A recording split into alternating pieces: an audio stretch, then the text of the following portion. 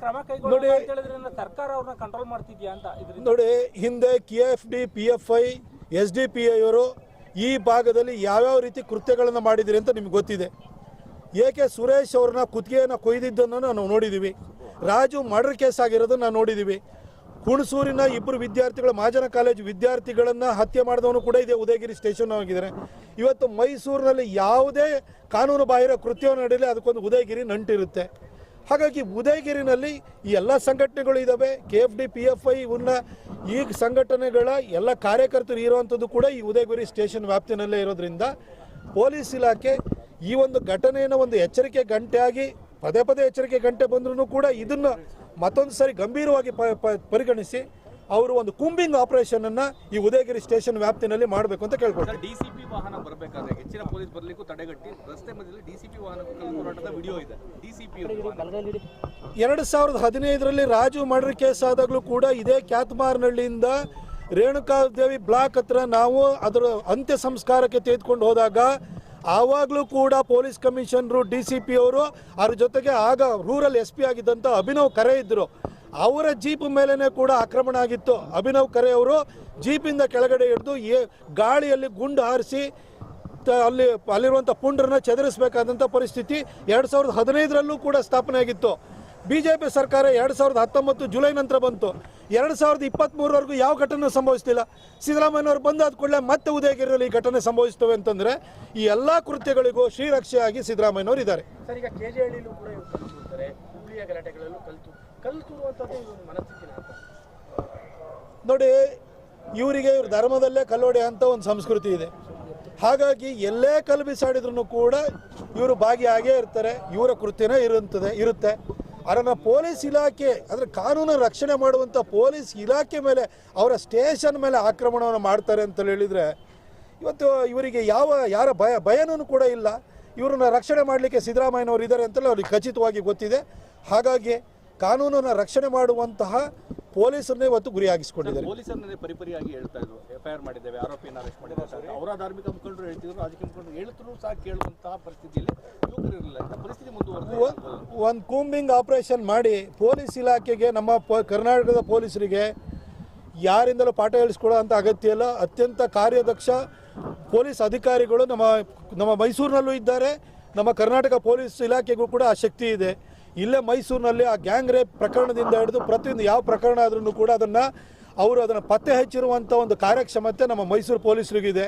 ಅವ್ರಿಗೊಂದು free hand ಕೊಡಿ, ಒಂದು ವಾರದೊಳಗಡೆ ಇಡೀ ಉದಯಗಿರಿ ಪೊಲೀಸ್ ಸ್ಟೇಷನ್ನು ಈ ವ್ಯಾಪ್ತಿನಲ್ಲಿರುವಂಥ ಅಷ್ಟು ಜನ ಪುಂಡರನ್ನು ರಿಪೇರಿ ಮಾಡ್ತಾರೆ. ಸಿದ್ದರಾಮಯ್ಯನವರೇ ನಿಮ್ಮ ಕೈಲಂತೂ ಆಗಲ್ಲ, ಪೊಲೀಸ್ ಇಲಾಖೆಗಾದ್ರೂ ಆ ಒಂದು ಅವಕಾಶನ ಮಾಡಿಕೊಡಿ.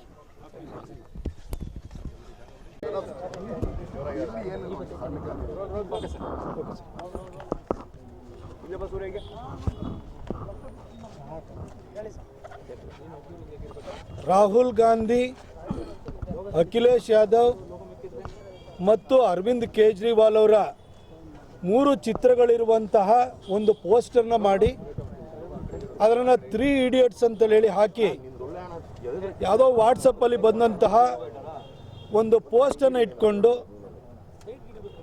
ಅದಕ್ಕೆ ಪೊಲೀಸರು ತಕ್ಷಣಕ್ಕೆ ಅರೆಸ್ಟ್ ಮಾಡಿ ಕ್ರಮವನ್ನು ಕೈಗೊಂಡೂ ಕೂಡ ಉದಯಗಿರಿ ಪೊಲೀಸ್ ಸ್ಟೇಷನ್ ಮೇಲೆ ಏಕಾಏಕಿ ಪುಂಡ ಮುಸಲ್ಮಾನರು ಆಕ್ರಮಣವನ್ನು ಮಾಡಿ ಸಾವಿರಾರು ಸಂಖ್ಯೆಯಲ್ಲಿ ಸೇರಿ ಅಲ್ಲಿರುವಂಥ ಪೊಲೀಸ್ ಅಧಿಕಾರಿಗಳ ಮೇಲೆ, ಪೊಲೀಸ್ ಠಾಣೆ ಮೇಲೆ ಕಲ್ಲು ತೂರಾಟವನ್ನು ಮಾಡಿದ್ದಾರೆ. ಅಲ್ಲಿ ACP DCP ಇರ್ಬೋದು, ಕಮಿಷನರ್ ಸ್ಥಳಕ್ಕೆ ಬಂದ್ರೂ ಕೂಡ ಅವ್ರ ಮೇಲೂ ಕೂಡ ಕಲ್ಲು ಬಿಸಾಡಿದ್ದಾರೆ.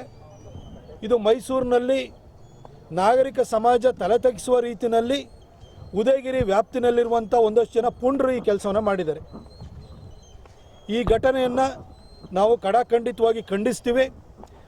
ಇದು ಕಳೆದ ಒಂದು 15 ವರ್ಷಗಳಿಂದಲೂ ಕೂಡ ಈ ಉದಯಗಿರಿ ಪೊಲೀಸ್ ಠಾಣೆ ವ್ಯಾಪ್ತಿನಲ್ಲಿ ಪೊಲೀಸರನ್ನೇ ಗುರಿಯಾಗಿಸಿಕೊಂಡು ದಾಳಿ ಮಾಡುವಂಥ ಕೃತ್ಯಗಳು ನಡೀತಾನೆ ಬರ್ತಾ ಇದ್ದಾವೆ.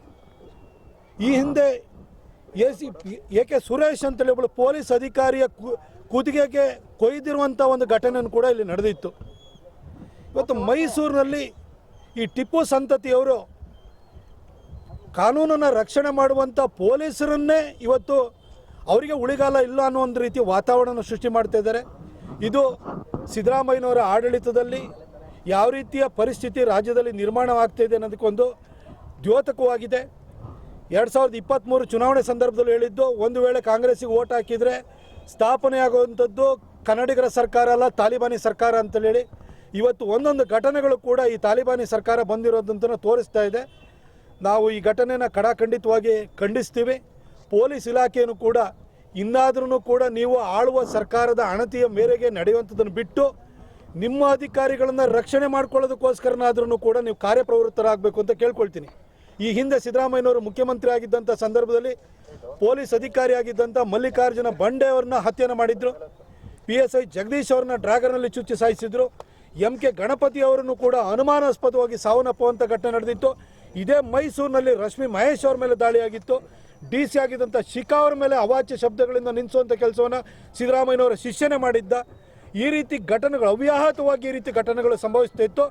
ಈಗ ಅವರ 2ನೇ ಅವಧಿನಲ್ಲಿ ಪೊಲೀಸ್ ಸ್ಟೇಷನ್ ಮೇಲೆ ದಾಳಿ ಮಾಡುವಂಥ ಕೆಲಸವನ್ನು ಮಾಡ್ತಿದೆ. ಅಂದರೆ ಕಾನೂನಿನ ಪಾಲನೆಯನ್ನು ಮಾಡ್ತಿರುವಂಥ, ಕಾನೂನು ಸುವ್ಯವಸ್ಥೆಯನ್ನು ರಕ್ಷಣೆ ಮಾಡ್ತಿರುವಂಥ ಪೊಲೀಸರ ಆತ್ಮಸ್ಥೈರ್ಯವನ್ನು ಕುಗ್ಗಿಸುವಂಥ ಕೆಲಸ ಇವತ್ತು ನಡೀತಾ ಇದೆ. ಇದಕ್ಕೆ ಅವಕಾಶವನ್ನು ಪೊಲೀಸ್ ಇಲಾಖೆನ ಕೊಡಬಾರ್ದು ಅಂತ ನಾವು ಕೇಳ್ಕೊಳ್ತೀನಿ. ಈಗ ಅದು ಡಿಜೆಹಳ್ಳಿ ಕೆಜೆಹಳ್ಳಿ ಘಟನೆ ಆದಮೇಲೆ ಹುಬ್ಬಳ್ಳಿ ಧಾರವಾಡಲ್ಲಿ ಇರ್ತಿ ಕಲ್ಲು ತೂರಾಟ ಆಗ್ತದೆ. ಅವಾಗಲೇ ಎಚ್ಚೆತ್ತುಕೊಂಡು ಒಂದು ಕಠಿಣ ಕ್ರಮ ತಗೊಂಡ್ರೆ ಇಂಥ ಘಟನೆಗಳು ಮರುಕಳಿಸ್ತಾ ಇರಲಿಲ್ಲ ಅಲ್ವಾ ಅನ್ಸಲ್ವಾ ಅಂತ? ಖಂಡಿತ ಡಿಜೆಹಳ್ಳಿ ಮತ್ತು ಕೆಜೆಹಳ್ಳಿ ವಿಚಾರ ಇರ್ಬೋದು, ಹುಬ್ಬಳ್ಳಿನಲ್ಲಿ ಪೊಲೀಸ್ ಜೀಪನ್ನು ಏರಿ ಅದನ್ನು ಜಖಂಗೊಳಿಸಿದಂಥ ವಿಚಾರ ಇರ್ಬೋದು. ಈ ಸಂಬಂಧವಾಗಿ ಅನ್ಲಾಫುಲ್ ಆ್ಯಕ್ಟಿವಿಟೀಸ್ ಪ್ರಿವೆನ್ಷನ್ ಆ್ಯಕ್ಟ್ ಅಂತ ಹಾಕಿದ್ರು. ಅದನ್ನು ಸಿದ್ದರಾಮಯ್ಯನವರು ಕ್ಯಾಬಿನೆಟ್ ಎದುರುಗಡೆ ಇಟ್ಟುಬಿಟ್ಟು ಅದನ್ನು ವಾಪಸ್ ತೆಗೆದುಕೊಂಡು ಒಂದು ರೀತಿ ಪುಂಡ ಮುಸಲ್ಮಾನರಿಗೆ ಫ್ರೀ ಪರ್ಮಿಟನ್ನು ಇವತ್ತು ಕೊಟ್ಟಿದ್ದಾರೆ. ಅದ್ರ ಜೊತೆಗೆ ನಾನು ಮುಸಲ್ಮಾನರಿಗೆ ಒಂದು ಕೇಳಲಿಕ್ಕೆ ಬಯಸ್ತೀನಿ. ಯಾವುದೋ ಒಂದು ಪೋಸ್ಟನ್ನು ಹಾಕಿದ ಕೂಡಲೇ ನಿಮಗೆ ಇಷ್ಟೆಲ್ಲ ಸಿಟ್ಟು ಬರುತ್ತಲ್ಲ.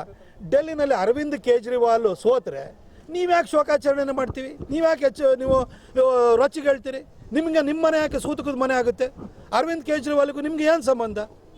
ಆ ಸೋಲಿಗೆ ಸಂಬಂಧಪಟ್ಟ ಹಾಗೆ ಕಾಂಗ್ರೆಸ್ ಮತ್ತು ಅಲಯನ್ಸನ್ನು ಇಟ್ಕೊಂಡು 3 Idiots ಅಂತ ಹಾಕಿದ್ದಾರೆ. ಅದಕ್ಕೆ ನಿಮಗೆ ಯಾಕೆ ಇಷ್ಟೊಂದು ರೋಷ ಬರುತ್ತೆ ಅಂತ ಗೊತ್ತಾಗ್ತಿಲ್ವಲ್ಲ? ಅಂದರೆ ಕಾಂಗ್ರೆಸ್ ಗೆದ್ದರೆ ಮಾತ್ರ ನಿಮಗೆ ಖುಷಿ ಆಗೋಂಥದ್ದ? ಈ ಜನ ಕೊಡುವಂಥ ತೀರ್ಪಿಗೆ ನಿಮ್ಮ ಹತ್ರ ಏನು ಅದಕ್ಕೆ ಮನ್ನಣೆ ಇಲ್ವೋ ನಿಮ್ಮ ಹತ್ರ? ಯಾಕಾಗಿ ನಿಮಗೆ ಅರವಿಂದ್ ಕೇಜ್ರಿವಾಲ್ ಸೋತ್ ಕೂಡಲೇ ಉದಯಗಿರಿನಲ್ಲಿರುವಂಥ ಪುಂಡ ಮುಸಲ್ಮಾನರಿಗೆ ರೋಷ ಬರುತ್ತೆ? ಇದನ್ನು ನಾಗರಿಕ ಸಮಾಜ, ಈ ರೀತಿಯ ಮನಸ್ಥಿತಿಗಳು ದೇಶದ ಎಲ್ಲ ಮೂಲೆಗಳನ್ನು ಕೂಡ ತಲೆ ಎತ್ತುತ್ತಾ ಇದ್ದಾವೆ. ಇದ್ರ ಬಗ್ಗೆ ಹಿಂದೂಗಳು ವಿಶೇಷವಾಗಿ ಎಚ್ಚೆತ್ತುಕೊಳ್ಬೇಕು ಅಂತ ನಾನು ಕೇಳ್ಕೊಳ್ತೀನಿ. ಸರ್,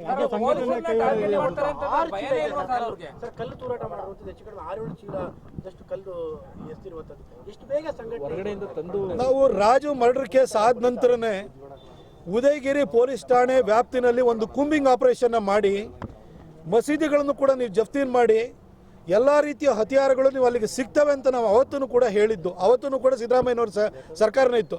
ಇವತ್ತು ಈಗ 3-4 ಚೀಲ ಕಲ್ಲುಗಳನ್ನು ಅಲ್ಲಿ ಬಂದು ತಂದು ಅವರು ಬಿಸಾಡ್ತಾರೆ ಅಂತೇಳಿ ಹೇಳಿದರೆ, ಕಲ್ಲಲ್ಲಿ ಹೊಡಿತಾರೆ ಅಂತೇಳಿ ಹೇಳಿದರೆ ಇದೊಂದು ವ್ಯವಸ್ಥಿತ ಪ್ರಯತ್ನ ಅಲ್ವಾ? ಹೇಳಿ ಕೇಳಿ ಈ ಒಂದು ರಾಜು ಮರ್ಡರ್ ಕೇಸ್ನಲ್ಲಿ ಭಾಗಿಯಾಗಿರುವಂಥ ಅಬಿದ್ ಪಾಷನು ಕೂಡ ಇಲ್ಲೇ ಅಡಗಿದ್ದವನು.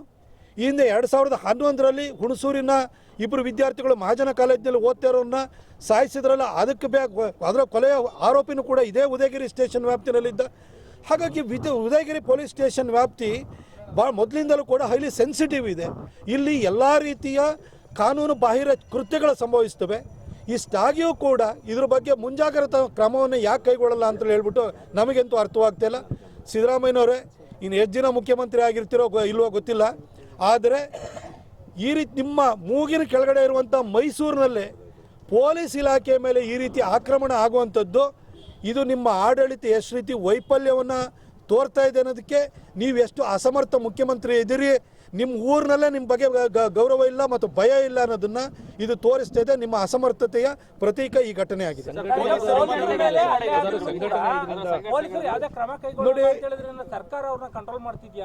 ನೋಡಿ, ಹಿಂದೆ KFD, PFI, SDPI ಅವರು ಈ ಭಾಗದಲ್ಲಿ ಯಾವ್ಯಾವ ರೀತಿ ಕೃತ್ಯಗಳನ್ನು ಮಾಡಿದಿರಿ ಅಂತ ನಿಮ್ಗೆ ಗೊತ್ತಿದೆ. AK ಸುರೇಶ್ ಅವ್ರನ್ನ ಕುತ್ತಿಗೆಯನ್ನು ಕೊಯ್ದಿದ್ದನ್ನು ನಾವು ನೋಡಿದ್ದೀವಿ. ರಾಜು ಮರ್ಡರ್ ಕೇಸ್ ಆಗಿರೋದನ್ನು ನಾವು ನೋಡಿದ್ದೀವಿ. ಹುಣಸೂರಿನ 2 ವಿದ್ಯಾರ್ಥಿಗಳು ಮಹಾಜನ ಕಾಲೇಜು ವಿದ್ಯಾರ್ಥಿಗಳನ್ನು ಹತ್ಯೆ ಮಾಡಿದವನು ಕೂಡ ಇದೆ ಉದಯಗಿರಿ ಸ್ಟೇಷನ್ ಆಗಿದ್ದಾರೆ. ಇವತ್ತು ಮೈಸೂರಿನಲ್ಲಿ ಯಾವುದೇ ಕಾನೂನು ಬಾಹಿರ ಕೃತ್ಯವನ್ನು ನಡೆಯಲಿ ಅದಕ್ಕೊಂದು ಉದಯಗಿರಿ ನಂಟಿರುತ್ತೆ. ಹಾಗಾಗಿ ಉದಯಗಿರಿನಲ್ಲಿ ಈ ಎಲ್ಲ ಸಂಘಟನೆಗಳು ಇದ್ದಾವೆ. KFD, PFI ಇವನ್ನ ಈ ಸಂಘಟನೆಗಳ ಎಲ್ಲ ಕಾರ್ಯಕರ್ತರು